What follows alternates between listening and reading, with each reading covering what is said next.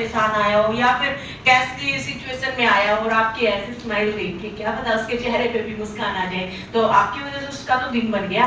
और क्या पता कोई बच्चा बहुत अच्छे मूड में आया हो घर से और आप उसकी तरफ ऐसे देखो, वो सोचेगा कि इसका मैंने क्या बिगाड़ दिया, अच्छा खासा मूड खराब कर दिया। तो हमेशा चेहरे पे ऐसे 10-10 बजा के रखा करो, ताकि अगर आप स्माइल करोगे तो सामने वाला गारंटी है आपकी तरफ जरूर स्माइल पास करेगा। और चाहे कैसा भी सफर रहा हो, चाहे मेरा 10 दिन की कांवड़ यात्रा देखी आपने, मेरी स्माइल नहीं हटी सिर्फ इसीलिए कि मेरे से बहुत ज्यादा बच्चे कुछ सीखते हैं। अगर मेरे चेहरे पे उदासी आ गई, एक बार भी थकान दिखी, तो मेरे बहुत सारे स्टूडेंट्स हैं जो मुझसे बहुत प्यार करते हैं, उनके चेहरे पे भी उदासी आ जाएगी और मैं कतई नहीं चाहती। तो इसलिए दूसरों के लिए भी हमें जीना पड़ता है थोड़ा। मैं तो बस जीती ही वही लड़कियों के लिए हूँ, सच्ची में। तो आप देखोगे ये फेक नहीं है कि मैं फेक स्माइल रखती हूँ। फेक तो 1 घंटे रह सकती है, 2 घंटे रह सकती है, दिन और रात किसी टाइम पे आप देखोगे मेरा चेहरा ऐसा ही मिलेगा, तो वो फेक नहीं है दिल से। बस ऐसे ही आप भी रखने लग जाओ, अलग ही जीने में मजा आने लगेगा। तो चलिए, एक बार आपकी सारी चीजें हो गई है, एक बार ये और बताइए मुझे कि पहले से सिलाई किस किस को आती है? थोड़ी बहुत ही आती हो चाहे, इतने सारे बच्चों को पहले से सिलाई आती है, फिर आप यहाँ क्या करने आए हो? परफेक्शन के लिए आए हैं कि सिलाई में कभी कुछ गलत नहीं होता। सिलाई बहुत ही आसान है, सिलाई में कभी कुछ गलत होता ही नहीं है। इसका मतलब है कि चाहे आप कहीं से भी कैंची भर देना मैं संभालने के लिए, सिलाई में कुछ गलत नहीं होता। गलत भी होता है तो एक नया डिजाइन बन जाता है, तो सिलाई में कभी कुछ गलत नहीं होता। और ये आप आगे 3 महीने में देखोगे कि हाँ सच में कुछ गलत नहीं होता। इसीलिए मेरे जो स्टूडेंट्स हैं जो सीख के जा चुके हैं, वो इतने महंगे कपड़े पे ऐसे कैंची चला देते हैं, उनका डर निकल जाता है। सिलाई में गलत तो मैडम बोल रहे होता ही नहीं है, तो काहे को डरना, कुछ गलत कट होगा तो हो जाएगा ठीक। सिलाई में कुछ गलत नहीं होता, ये बात याद रखना, बहुत मजा आता है।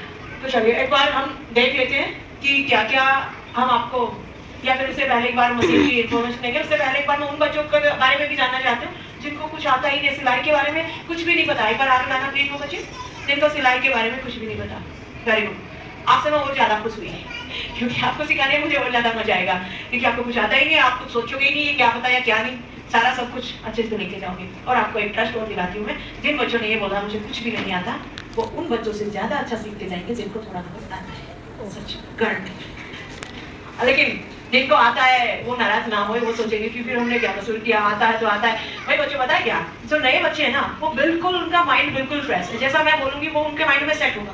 लेकिन आपको अगर थोड़ा बहुत आता है ना, तो आप कभी अपने वाला घुसाओगे उसमें, कभी मेरे वाला। लेकिन आज से आप ये सोच लो कि आपको कुछ नहीं आता, आपको अपना तो छोड़ना ही पड़ेगा, क्योंकि आप वाला कुछ नहीं है, तुक्के है बस। और वो मेरे वाले तरीके के साथ तो बिल्कुल फिट नहीं बैठने वाले। 2 दिन में ही आपको लगेगा, और हाँ 2 दिन में ही आपको ये लगेगा कि वाह मजा आ रहा है सच में क्लास में। तो आज मैं आपको बोर कर रही हूँ, और रोज शायद टॉपिक में तो भले ही हो जाओ, लेकिन बातों में बोर नहीं होगे आप। बात करने का टाइम नहीं होगा हमारे पास, क्योंकि सारा ही 1.5 घंटा मिलता है हमें।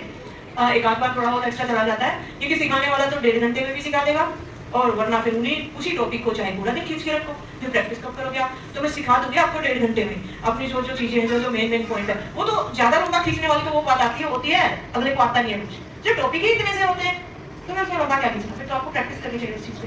तो 1.5 घंटे की क्लास रहेगी डेली, उसमें आपको हर दिन नया टॉपिक सीखने को मिलेगा। और 3 महीने इनको हम पैरों से चलाते थे, उसके बाद इस पे मोटर भी लगनी स्टार्ट हो गई जो कि बाहर दिखती थी, तो हम इन मशीन का भी यूज कर सकते हैं। इनको वैसे ही एक बार चला के देखना है या फिर चेक करना है कि हमारी मशीन ऑन हो गई है या ऑफ। इससे ये क्या काम करती है, जब हम इसको ऐसे घुमाते हैं अपनी तरफ, जब घुमाते हैं तो निडल हमारी ऊपर नीचे होती रहती है।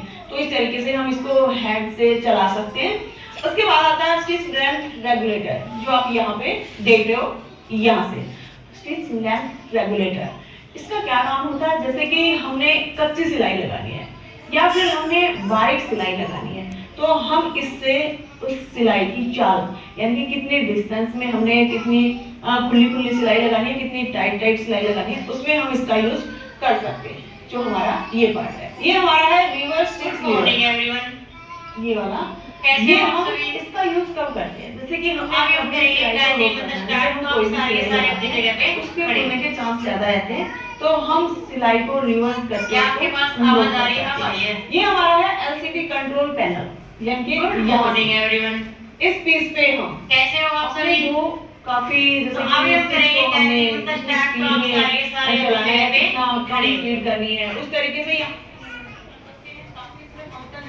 जैसे कि हम नीडल को ऊपर ऊपर रखना चाहें सिलाई लगाते समय तो हम नीडल को ऊपर ऊपर लगा सकते हैं, या फिर हम स्पीड को ऊपर नीचे करना चाहें तो यहाँ पे, ये सब हम आपको प्रैक्टिकल जब करके दिखाएंगे तब समझाएंगे। तो इसके बारे में अभी इतना ही समझ लेते हैं। ये हमारा है बोबिन वाइंडर। यहाँ से जो आप देख पा रहे हो ये बहुत काम की चीज है। जैसे कि हमने छोटी मशीन पे देखा होगा, छोटी मशीन पे हम कभी यहाँ पे जो हमारा ये हैंड व्हील है इस पे हमें बोबिन को भरना पड़ता है, या फिर कभी जरूरी नहीं है कि एक ही नीडल सारे फैब्रिक पे चले, तो उसके लिए हमें अलग अलग नंबर की नीडल का यूज करना होता है। जैसे कि हमारे जो नीडल के नंबर होते हैं 11 नंबर की होती है, 14 नंबर की होती है, 16 नंबर की होती है, 18 नंबर की होती है, 21 नंबर और 22 नंबर की होती है। तो ये किस तरीके से किस फैब्रिक पे कौन से नीडल यूज होती है वो हम आपको आगे समझाएंगे। एक बार नेक्स्ट पार्ट के बारे में समझेंगे। तो चलिए जान लेते हैं हम कि 11 नंबर की जो नीडल है हमारी वो किस किस फैब्रिक पे यूज होती है। वो यूज होती है नेट पे, शिफॉन पे, डेलिकेट पे। डेलिकेट मींस बहुत ही लाइट वेट फैब्रिक, यानी कि अगर आप जैसे कि एक तरीके से समझो तो बनियान वाला जो फैब्रिक होता है उसमें जब आप काम करते हो तो 16 नंबर की या 18 नंबर की जो नीडल होती है उससे आप कभी भी काम नहीं कर सकते। वो बहुत बड़ी बड़ी स्टिच छोड़ती है, बहुत बड़ी चाल लगाती है, तो उससे आपको बहुत ज्यादा दिक्कत आती है। तो उसके लिए हम 11 नंबर की नीडल का यूज करेंगे, तभी हम उस फैब्रिक पे काम कर सकते हैं। उसके बाद आता है जो 14 नंबर की नीडल है, वो हमारी कौन से फैब्रिक पे काम करती है? वो करती है सिल्क पे, होजरी पे, वेलवेट पे। आपने देखा होगा कई बार आप वेलवेट पे सिलाई लगाते हो 16 या 18 नंबर की नीडल से, तो वो बहुत बड़ी सिलाइयाँ छोड़ देती है, तो उस पर भी काम नहीं होता। तो उसके लिए आपको 14 नंबर की नीडल लगानी ही पड़ेगी, तभी आपकी सिलाई फिनिशिंग से चलेगी। उसके बाद हम देखते हैं कि 16 नंबर की सुई कौन से फैब्रिक पे चलती है। अगर बात करें वैसे तो 16 नंबर की सुई लगभग सभी फैब्रिक पे चल जाती है, लेकिन कई बार ऐसा होता है कि हमें 11-14 नंबर की सुई लगानी ही पड़ती है। लेकिन अगर जो हम मॉडर्न मशीन की बात करें तो उनपे 16 नंबर की 18 नंबर की सुई सभी फैब्रिक पे काम करती है। वो हम आपको जब प्रैक्टिकल करके दिखाएंगे तब समझाएंगे। तो 16 नंबर की सुई मेनली ज्यादातर किस फैब्रिक पे काम करती है? कॉटन पे, रियोन पे, नॉर्मल किसी भी फैब्रिक पे, यानी कोई भी हम फैब्रिक लेते हैं तो लगभग ये चल जाती है। उसके बाद हम जान लेते हैं कि 18 नंबर की जो नीडल है हमारी वो किस तरीके के फैब्रिक पे काम करती है। जैसे कि 18 नंबर की सुई मतलब उसकी टिप भी थोड़ी सी थिक हो गई है, मोटी हो गई है, तो उसी तरीके से वो काम भी करती है। बेडशीट पे, पेंट पे या कोई भी थिक फैब्रिक है तो आप उस पे काम कर सकते हो, जैसे कि हमने पिक्चर में भी आपको दिखाया गया है। जैसे कि हमने बात की थी 11 नंबर की सुई, वो बहुत ही बारीक होती है, तो उसी तरीके से वो बारीक फैब्रिक पे ही काम करेगी। अब जैसे जैसे साइज बढ़ता जा रहा है नीडल का, उसी तरीके से फैब्रिक की जो थिकनेस वो भी बढ़ती जा रही है। 21 नंबर की नीडल जैसे कि आप देख पा रहे हो, किसी भी जींस पे, इनके डेनिम जींस या एक्स्ट्रा थिक फैब्रिक, कोई भी जैसे कि आपको लग रहा है बहुत ही मोटा फैब्रिक है, उस पे आप अगर काम करना चाह रहे हो तो बारीक सुई से नहीं कर सकते, वो टूट जाएगी, तो आप 21 नंबर की सुई का यूज कर सकते हो। उसके बाद आती है 22 नंबर की नीडल। 22 नंबर की नीडल जैसे कि आप बैग, ये पिक्चर में देख रहे हो, किसी भी लेदर फैब्रिक पे या बैग पे, या फिर एक और बात करें तो कट्टा पल्ली को भी स्टिच करना है तो आप 21 और 22 नंबर की नीडल का यूज कर सकते हो। मैंने देखा है आम घरों में ज्यादातर बड़ी बड़ी कट्टा पल्ली सिले जाते हैं, तो उसमें वो क्या करते हैं कि अलग से जो 14 नंबर की 16 नंबर की सुई है उसका यूज करते हैं। वो एक मौके चल भी जाती है, लेकिन उससे आपकी मशीन को बहुत सारी दिक्कतें आती हैं। तो जिस तरीके का फैब्रिक है उसी तरीके की आप नीडल यूज करना सीखिए, आपकी मशीन सालों साल चलेगी, यानी कि उसकी लाइफ बहुत ज्यादा रहेगी। उसके बाद हम जानेंगे प्रेशर फुट के बारे में। जैसे कि हम जो स्टिच लगाते हैं ये हम यहाँ पे नॉलेज ले लेते हैं, लेकिन प्रैक्टिकल हम आपको